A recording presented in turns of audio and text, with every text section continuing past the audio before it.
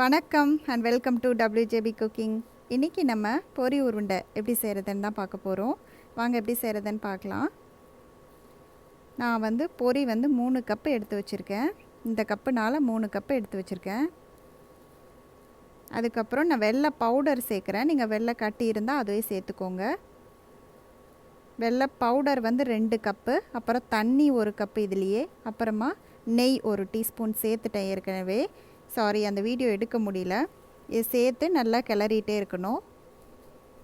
அதுக்கு நடுவில் நம்ம பொரியை லைட்டாக வறுத்துக்கலாம். சிம்மில் வச்சுக்கோங்க. அடுப்பை சிம்மில் வச்சுட்டு அந்த பொரியை நல்லா ட்ரை ரோஸ்ட் பண்ணிக்கோங்க. ட்ரை ரோஸ்ட் பண்ணி தனியாக எடுத்து வச்சுக்கோங்க.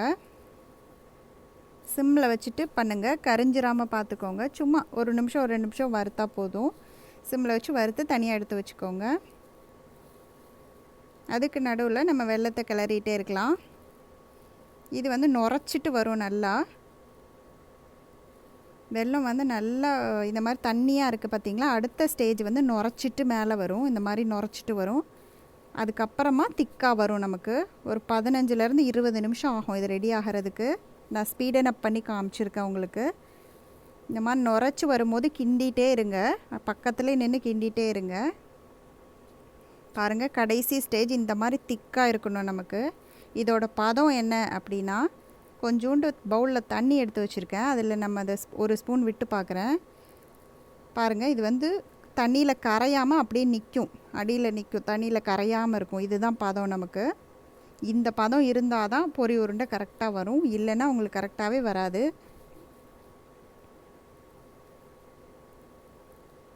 இப்போது நம்ம பொரியில் கொஞ்சம் கொஞ்சமாக இதை சேர்த்து கிளறிக்கலாம். நம்ம அந்த சிரப்பை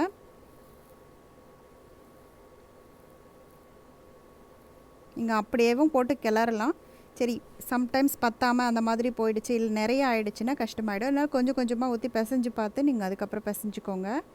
ஆனால் எனக்கு கரெக்டாக தான் இருந்துச்சு. நான் பண்ண அளவு எனக்கு கரெக்டாக இருந்தது. 3 கப்பு பொரிக்கு இந்த சிரப்பு கரெக்டாக இருந்துச்சு. நான் கொஞ்சம் கொஞ்சமாக போட்டு தான் உங்களுக்கு கிளறி காட்டுறேன்னா. இந்த மாதிரி ஸ்பூன் வச்சு நல்லா மிக்ஸ் பண்ணிக்கோங்க. அதுக்கப்புறம் கையில் நல்லா நெய் தடவிக்கோங்க. நெய்யோ இல்லை எண்ணெயோ தடவிட்டு அதுக்கப்புறமா பிடிங்க. அப்போ தான் உங்களுக்கு கையில் ஒட்டாமல் வரும். இல்லைன்னா பிசு பிசுன்னு கையில் பிடிக்கும். நெய் கையில் தடவிட்டு அதுக்கப்புறமா உருண்டை பிடிங்க. பாருங்கள் எவ்வளோ சூப்பராக வருதுன்னு சொல்லிட்டு. எனக்கு ஒட்டாமல் வருது பாருங்கள். நம்ம ஏற்கனவே பாகிலே சேர்த்துருக்கோம்ல, அதனால் உங்களுக்கு ஒட்டாது.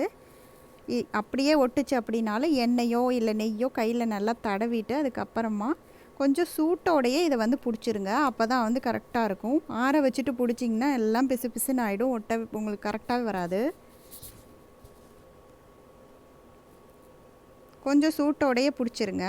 பாருங்கள், எல்லாமே நான் பிடிச்சி வச்சுட்டு காட்டுறேன். எனக்கு சூப்பராகவே பிடிக்க வந்தது. இந்த பதம் தான், சர்க்கரை பாகு இந்த பதத்தில் இருந்தால் தான் உங்களுக்கு பொரி உருண்டை சூப்பராக வரும். உங்களுக்கு ரேஷியோ இதுதான். 3 கப்பு நீங்கள் பொரி எடுத்திங்கன்னா 2 கப்பு வெல்லம் எடுத்துக்கோங்க, 1 கப்பு தண்ணி சேர்த்துக்கோங்க. அதுக்கப்புறம் கொஞ்சம் நெய் சேர்த்து அதை நல்லா கிளறி அதுக்கப்புறமா இதை மிக்ஸ் பண்ணிக்கோங்க. அப்போ தான் உங்களுக்கு கரெக்டாக வரும். உங்களோட அளவு இதுதான். பாருங்கள், எனக்கு ஃபுல்லாகவே ஒட்டவே இல்லை. பாருங்கள், எல்லாத்தையும் நான் எடுத்துட்டேன். இந்த மாதிரி எல்லா பொரி உருண்டையும் நம்ம பிடிச்சி வச்சுக்கலாம். நம்மளோட பொரி உருண்டைகள் சூப்பராக தயாராகியாச்சு. இதை நம்ம தனித்தனியாக அடுக்கி வச்சிடலாம். ஒரு பெரிய தட்டோ பிளேட்டோ எடுத்து ஒன்றோட ஒன்று ஒட்டாமல் தனித்தனியாக வச்சுருங்க. கொஞ்சம் காஞ்சோடனே நம்ம சர்வ் பண்ணலாம்.